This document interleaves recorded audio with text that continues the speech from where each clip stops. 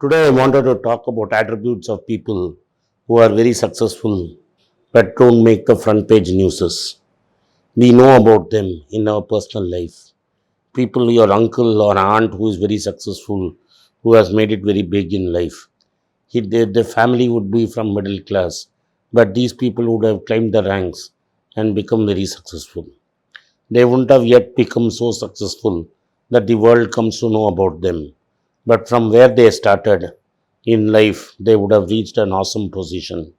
What are the attributes of such people who tend to become outsized performers in life, yet are very quiet and unknown? You will not hear of these people unless when they die, there is a big uproar. I did recently a program in the other channel where I talked about a man called Subramaniam, Shanti Subramaniam, a man known so much for charity that the world had not heard of him till he died. The world had not seen his photograph, but he fed hundreds of people every day at cost. So he gave petrol and diesel at cost. He distributed generics medicine at cost, and he also provided laboratory services to thousands of people in Coimbatore. And all this came out in a flood of emotion on the day he died. What are the attributes of such people? And that is what I want to discuss today. But before I get to that position, I want you to do me a favor. I want you to hit the like button of my video. I want you to subscribe to my channel and persuade your friends and relatives to do so. I want you to turn on the bell notification so that every time we upload a video, it reaches you. The Google algorithm does not push this video to everybody who is subscribed. You need to have done a bell notification for it to reach you. Thank you very much for doing it.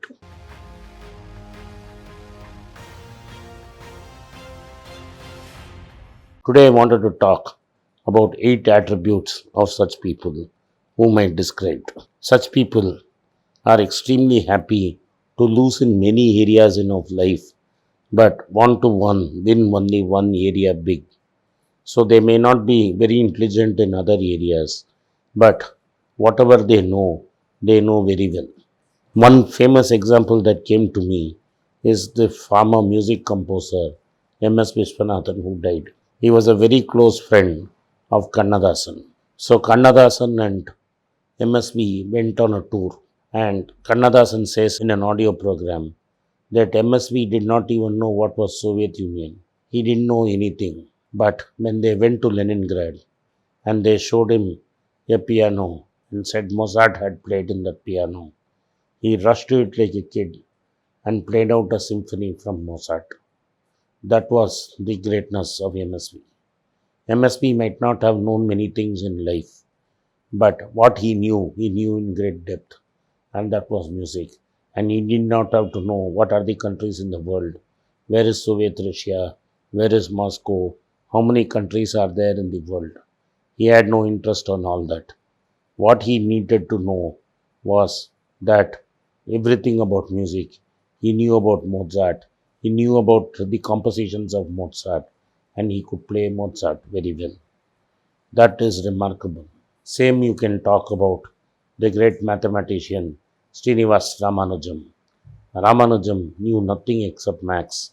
In fact, they could not give him a 12th standard pass because he failed in English, and the only thing he passed was maths. The second point is they don't care about the point that they want to look like a winner. They are very quiet. You will not recognize them in a crowd. The reputation of these people may be very strong. When you actually meet them, you will feel let down that these people are so simple and so nice. But their reputation had far preceded them. Some of them can be so simple and humble that the world will mistake them for several things. When I went to meet Manmohan Singh, who was my personal hero, I found him so simple and so nice. He was a former prime minister. He had had all the important positions in India's financial arena. He was a former Reserve Bank governor. He was chief economic advisor, and he could have shown his heirs like most small people do. but he was so nice and so kind to a small man like me, and he made tea with his own hands. These are the attributes of a great man. They don't need to look like a winner. They don't need to throw their weight around. They don't have to prove a point. Their security is from knowing how good they are. They don't want the security of the other people falling and crawling in front of them. This makes them really great. Third, these kind of people ask more questions than they give answers to. These kind of people are people who do not know, who believe that their knowledge is limited and they need to learn a lot more in life. Socrates, the great philosopher, till the time he was executed, forced drinking of poison, kept asking questions. Absolutely, they keep asking questions and they continue to ask questions like child. When people are not be able to give them answers, they prove that the others are pompous and they have an inflated ego. To them, asking questions is more important. The great philosopher Saint Bhagavan Maharishi kept on asking a simple question: who am I? And he said, the day you find the answer, you will realize the world. So, successful people are people who ask more questions than they give answers. Point number four, they give credit to other people and they don't hog the credit. So, how do I show you an example of this? An example of this would be Ambedkar speaking on 26 November 1949.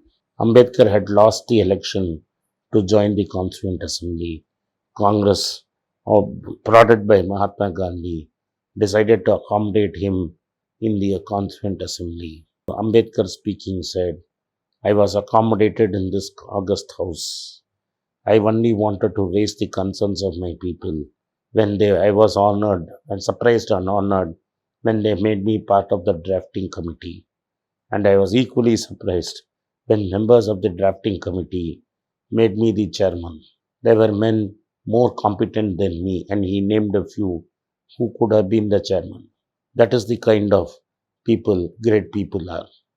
They do not want to draw attention to themselves. They want to keep the world aside.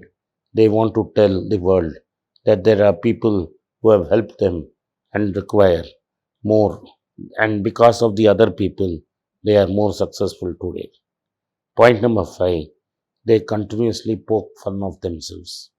They fuck fun of themselves because they do not want their ego and success to go to their head. If you cannot make fun of yourself, then you cannot take a joke. Then what is the point of being a great leader? It is said that in today's world, most politicians get irritated when a cartoonist lampoons them. There was a great cartoonist called Shankar in Nehru's days. Shankar made poke fun of Nehru in various cartoons, and in a lesson to the pygmies who are there today, he said to Shankar, he invited him, asked for a copy of all the cartoons made of him, and said, don't spare me, Shankar. Continue to make more fun of me. And that is what great men are made of. Sixth, people who are very successful don't flaunt their success. They do not want to show the world how successful they are. For them, valuations, how much they are worth, how many followers they have, how much money they have made, how many companies they have, does not make any big difference. If you want to contrast the two, look at the residence of Ratan Tata and look at the residence of a newly rich Mukesh Ambani. You will understand only by looking where both people live what I meant when real successful people don't flaunt their metrics. 7. They dress normal. They don't try to wear big clothes, branded clothes, and try to show off. People around them dress, and you cannot make out that they are spectacular people by the dress they are wearing. They bled among the crowd. It is said that the great Kamaraj, when he was dead and they found the house, Kamaraj just had four dhotis and four kurtas.